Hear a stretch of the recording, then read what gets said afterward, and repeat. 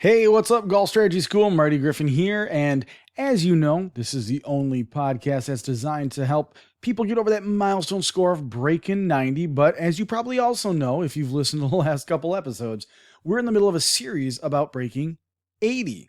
We've had a lot of people reaching out asking about, hey, I've been listening to the podcast for a long time. Do you have anything to help us lower handicap golfers? And so that's exactly why we're talking about this. And that's exactly why I put together the Breaking 80 Blueprint. So this is part of a series where we're going to be talking about what I consider to be the four cornerstones of Breaking 80. We're going to talk about why they're important and how they work. And then in the Breaking 80 Blueprint is where I actually show you what the practices are to help you get over that score. Now, our first one was kind of like a big overall conversation about why these things are important, but then we're diving deep into each. So last week we were talking about short game and why that's such a big deal, and more importantly, kind of how you can structure your short game to get the most out of it. Your short game practice is hugely important, and that's exactly why we structure it from the cup backwards. If you want to learn more about that, check out the last episode. It's only about maybe 10, 12 minutes long, so it's nice and easy to consume. This week, we're talking about tempo and distance control. First off, tempo and distance control are hugely important to breaking 80 because really they're very much intertwined, but distance control goes a long way to helping you convert more pars to birdies, and tempo is something that you really, really need to fine tune that distance control. And so in this episode, I get to nerd out a little bit about a scientific study that I read. So before I even delay any further, let's just go ahead and talk about it.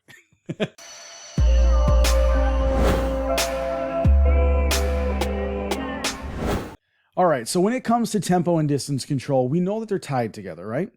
A smooth tempo allows you to have more variance in your swing speed, in your shot shape, and all sorts of things. It just allows you to perform at a more consistent rate. And consistency can be a couple different things. It can be consistency of distance, but it can also be consistency of contact. And a smooth tempo allows us to make better contact more often. So those little tiny changes can translate into slightly different distances out on the course. Now, like I was talking about in the intro here, there was a scientific study that I really wanted to share with you. And this all really boils down to variable practice measures. And it was done with baseball players, and they weren't just like ho-hum off the street baseball players. These guys were high-level baseball players. They were minor leaguers, they were top-end college players, and this psychologist went through and they said, hey, let's see what the difference is in the situations where we know what we're going to get and we get that one thing for a period of time and then we move on to the next thing. And what is the difference between that and when we don't know what we're going to get? So basically what they did is they took these baseball players and over a period of time, they had one group that did the practice one way, the other group that did the practice the other way. And so one of the practice sessions was basically these baseball players were told, hey, you're going to get fastballs and you're going to get whatever the number was, 25 or 50 straight fastballs. And you are going, this is batting practice. Let's go ahead. Let's hit them. Let's improve as much as we can. And then after you get that 25 or 50 fastballs, we're going to switch it to curveballs. And you're going to get that same number of curveballs. And when those are done, we're going to switch it over to sliders. And you're going to get that exact same number of sliders. And so they did that with fastball, curveball, slider, changeup. And they had these baseball players practicing this way, where they knew exactly what they were going to get, exactly when they were going to get it, and they got it in big blocks, of a certain amount of pitches. And then they went and they tested the baseball players based on that practice to see how much they had improved. And they did improve. Now, that probably is exactly how you're practicing golf right now. Most people go to the driving range and they stretch, they loosen up, and they hit whatever club until they can get it to go straight. So your body and your brain knows that you're going to hit pitching wedge until it goes straight. And then you're going to switch. And then you're going to jump to, 7, 8 iron. And you're going to hit that until it goes straight. And then you might jump to like your 5 iron or like a 4 hybrid. and you hit that till it goes straight. And then you hit your driver because that's really fun. And then you hit that until you can get it to go straight. And so you're learning in these great big blocks. The other set of baseball players were told that they're going to get 200 pitches. 25 will be fastballs, 25 will be curveballs, or 50. 50 will be fastballs, 50 will be curveballs, sliders, changeups. But they're going to come at random. So it really simulates a real game. So you're going to have all these random pitches. You don't know what they're going to be. You have to just react in the moment. And they improved over that 12-week period as well. But they improved 15 to 20% more than the people doing the block practice. And so this kind of speaks to how important it is to have variable practice. Now, when I practice, I try never to have the same shot twice. And there's a couple different ways you can do that. You can switch your target or you can switch your club. So those are two real basic, real easy ways to keep your practice variable. Because really, when we think about it, if we don't have variable practice, if we just sit down with that bucket of balls and we hit 107 irons, we're training our brain that it's okay to get it right on the first time or the third time or the 10th time or the 20th time. When in reality, we're out on the golf course, we don't have that luxury. How many times have you hit 7 iron? Unless you're playing a short par 4, it probably hasn't happened unless you've really muffed a shot. So that's why we want to do a variable practice rather than a standard, like, run-of-the-mill block practice.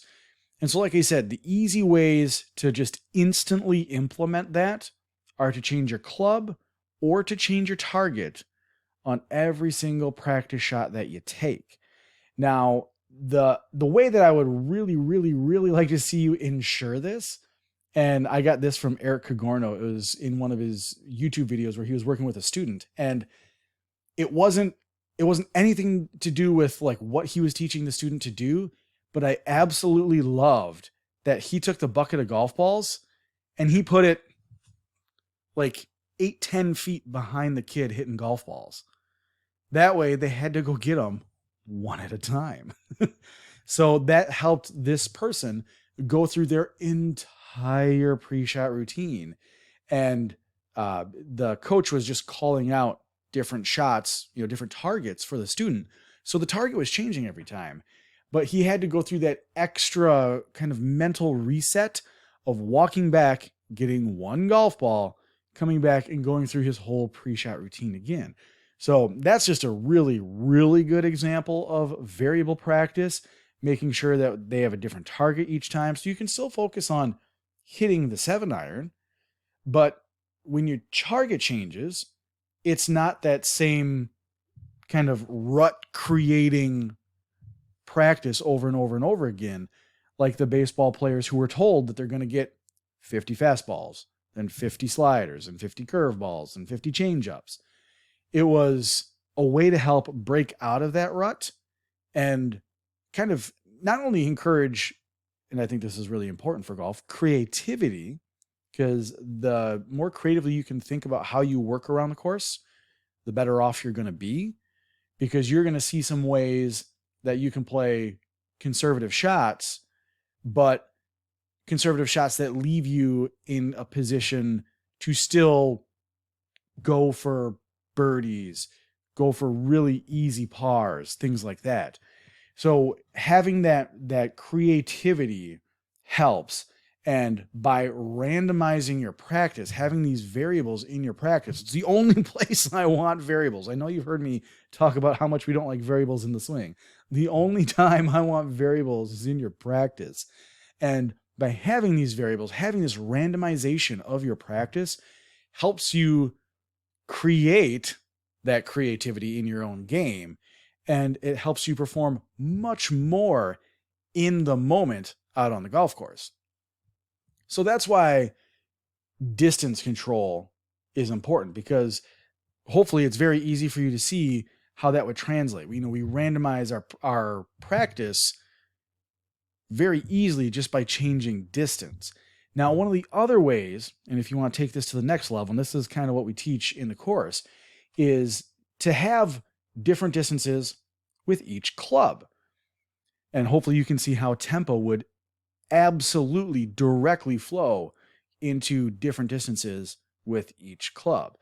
Now, a lot of people, they know what their regular swing is, and they probably know that they might have an extra 3 or 5 or 7 yards if they really lean into one. But then again, that shot's got to be perfect. So there's a bit of a variation that most people just kind of intrinsically know that they have. For example, I know that my 8-iron normally goes about 163. I know that if I have a shot that's 167 yards and the pin's on the front, I'm not using my 8-iron because I have to hit that shot perfectly just to get on the green. But if it's 167 yards and the pin's on the back, I'm hitting my 8-iron because I know that it will land on the green with my regular swing. And so I'm not as worried about giving a little extra and maybe not hitting the perfect shot. And for me, that has to do with my tempo. And when we get into distance control and tempo, the way to practice it is to, again, randomize your process here, to do something with the same club and different lengths on every shot. So what I like to do is I like to do short, long, then on. So if you have a practice green that you're hitting to, practice hitting one full-ish swing. I mean, if you want to come to 9 o'clock instead of all the way back to the top of your swing, I'm cool with that. But a short-ish shot that will land just short of the green, hitting a shot that will land just over the green, and then hitting one that lands in the middle. So you can go short, long, on, short, long, on. And what that does is that allows you, again, to call in the right distance at the right time out on the golf course when you really need it. So that's how our distance control, that's why our distance control is so important, because it really, really helps randomize our practice. And let's be honest, it gives us a huge edge when we're playing. If we know that just because a shot's in between clubs, we can still get there, we're going to be a lot more confident and we're going to score better than the person who has to hit it short and then chip, or has to try and take the long club and tune it down and do something that they're not comfortable with. The idea with this randomization in the practice is that you get comfortable with the uncomfortable. That's something that my high school golf coach used to tell me all the time. If you want to play well, you have to know what you do under pressure. You have to get comfortable in the uncomfortable. So kudos to you, Coach Oftedal. That's something that's hung with me for 20 years. And this is a way that you can train yourself to do it. So not only does it obviously help us hit better shots closer to the flag, but it starts to get towards our next subject, which we're going to talk about next week, and that's performing under pressure. So we know how our distance control and our practice can go a long way in there. And hopefully when you're practicing this, you're paying very close attention to and they will be slight, but to the ever so slight differences in your tempo. You're going to have it's going to be minuscule. You might not notice it at first, but pay attention to what you're trying to do. Plot it out, plan it, write it down. You really have to be, if you want to break 80, you have to be a lot more intentional than everybody else is at the driving range. That's really the fact of the matter is. When you go to the driving range, it's not to hit balls and to stretch and to, hit the 400-yard drive or whatever you're trying to do. If you want to break 80, when you go to the driving range, it's work. You go there with an intent, you go there with a purpose, and you track your progress. What gets measured gets improved, right? So you track your progress. If it's an 8-iron that you're working on that distance control, for me, I would be looking at like 158, 170-ish, probably more close to 167, and then 162, 163 as my short, long, on. Not huge differences, but I know what to do if I have a pin that's on the back. I know when I need to switch clubs if I've got, the wind behind me, altitude differences or elevation changes. I know because I know that 70% of my 8 iron is going to get me 158. I know that 80% of my 8 iron is going to get me about 162, 163. And I know if I go full swing, 100% 8 iron, I'm pushing it 167 to 168. But that's because I took the time to do the variable practices. I took the time to do a bucket of short, long, on, doing 15 of those with my 8 iron, tracking the progress, switching to the next club, 15 of those. That, just doing sets of 3, short, or sets of 5, short, long, on, short, long, on. It's because of the intention and the practice that allows you to do that on the course. So that's maybe another overarching kind of rule, is that everything you do is with intention if you want to break 80. But this is how we practice it. These are the things that we need to do in order to make that achievement happen. So with our tempo and our distance control, think about that. When you're doing your short, long ons, was your short, was it 70% or was it 80%? For your longs, was that 100% or was that like 110%? It's important to know what you have to call on in order to achieve it in the moment. I know that sometimes, even though an 8 iron at 100% for me goes 167, 168, there are some times where I'm sitting 170 yards out, 173 yards out, maybe even 175 yards out, where I know I need to hit my 8 iron. Maybe it's because the wind's behind me, and I know that extra loft is going to get the ball up in the wind, and it's going to help me get it there easier. Maybe it's because I have a fly or lie, and I know that it's going to come out super clean and super hot. These are all little things that you have to know what it's going to do in that circumstance. So you have to practice it, which means when you go and practice, you have to practice with intention.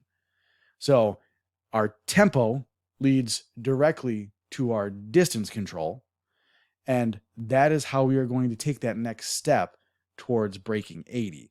Now, in the Breaking 80 Blueprint, if you want to get in, I'm still putting it together right now. I've got about half of it done. Inside the Breaking 80 Blueprint, it's only $19 per month right now up until September 30th of 2020.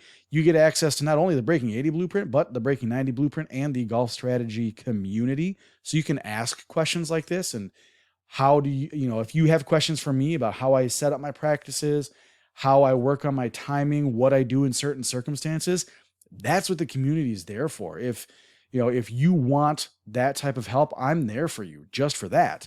But you also get all this instruction that I've taken from all of the different interviews that I've done with hosts or with guests in past episodes of the podcast. So if that's something that you want, it's golfstrategyacademy.com/breaking80.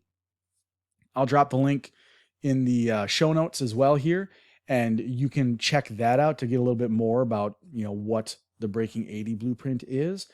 But it's really a process of practice. And if you get really, really intentional with your practice, you're going to see it start to translate out on the course a heck of a lot quicker. So if that's something you're interested in, again, check out the link below, golfstrategyacademy.com/breaking80. It'll get you there as well. And as always, I will catch you in the short grass. Cheers.